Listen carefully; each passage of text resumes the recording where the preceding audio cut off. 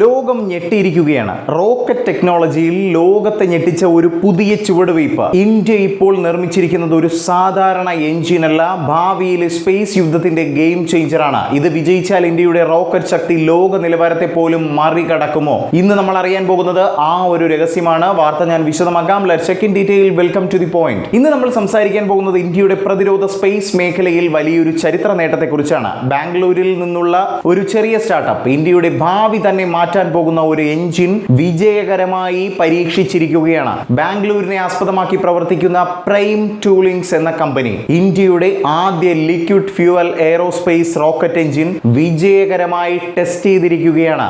ഇത് സാധാരണ ഒരു എഞ്ചിൻ അല്ല, ഇത് ലോകത്തെ ചില രാജ്യങ്ങൾ മാത്രം കൈവശം വെച്ചിട്ടുള്ള ഒരു അത്യാധുനിക ടെക്നോളജിയാണ്.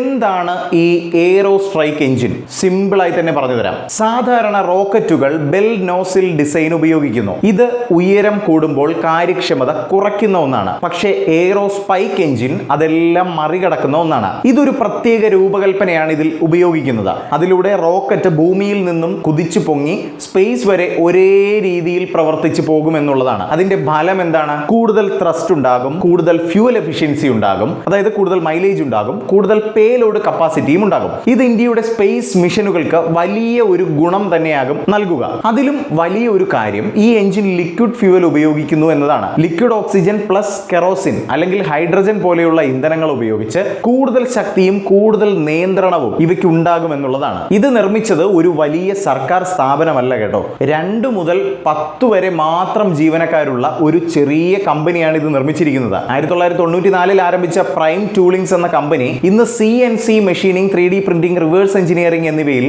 വൈദഗ്ധ്യം നേടിയ ഒരു കമ്പനിയാണ്. നാഗേഷ് എം ഗംഗംകോട്ടെ എന്ന ആളാണ് ഇതിന്റെ സ്ഥാപകൻ. അദ്ദേഹവും ടീമുമാണ് ഈ വിജയത്തിന് പിന്നിൽ പ്രവർത്തിച്ചിരിക്കുന്നത് കേട്ടോ. No investors, no delay, no excuses എന്ന തത്വത്തിൽ പ്രവർത്തിച്ചാണ് ഈ വലിയ നേട്ടം ഈ കുഞ്ഞൻ കമ്പനി ഇപ്പോൾ നേടിയെടുത്തിരിക്കുന്നത്. ഇതിന് മുൻപ് ഇവർ എന്തൊക്കെ ചെയ്തിട്ടുണ്ട് പറഞ്ഞുതരാം. റൊട്ടേറ്റിംഗ് ഡെറ്റോനേഷൻ എഞ്ചിൻ RDE, അതുപോലെ തന്നെ മൈക്രോ ത്രസ്റ്റേഴ്സ്, മിസൈൽ സ്ട്രക്ചേഴ്സ് എന്നിങ്ങനെയുള്ള പല കാര്യങ്ങളും ഇവർ നിർമ്മിച്ചെടുത്തിട്ടുണ്ട്.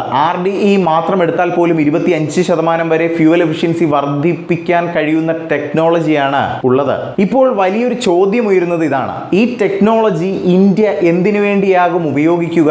പറഞ്ഞു തരാം. ഇതിനായുള്ള സാധ്യതകൾ പരിശോധിക്കുകയാണെങ്കിൽ ISROയുടെ ഭാവി ലോഞ്ച് വാഹനങ്ങൾ, അതുപോലെ തന്നെ ഗഗൻയാൻ മിഷൻ, ഹൈപ്പർസോണിക് ക്രൂയിസ് സിസ്റ്റങ്ങൾ എന്നിങ്ങനെ ഒരുപാട് സാധ്യതകൾ നമ്മുടെ രാജ്യത്ത് ഇങ്ങനെ ഹൈലൈറ്റ് ആയി നിൽക്കുകയാണ്. ഇത് ഇന്ത്യയുടെ സ്പേസ് ശക്തിയെ തന്നെ മാറ്റിമറിക്കാൻ കഴിവുള്ളതാണെന്നും ചില എക്സ്പേർട്ടുകൾ പറയുന്നുണ്ട്. ഇന്ന് വരെ അമേരിക്കയും ജപ്പാനും മാത്രം പരീക്ഷിച്ചിരുന്ന ടെക്നോളജിയിൽ ഇന്ത്യ ഇപ്പോൾ സ്വന്തമായി മുന്നേറുകയാണ്. ഇതൊരു എഞ്ചിൻ മാത്രമല്ല, ഇത് ഇന്ത്യയുടെ സ്വയം പര്യാപ്തതയുടെ ഒരു വലിയ പ്രഖ്യാപനം കൂടിയാണ്.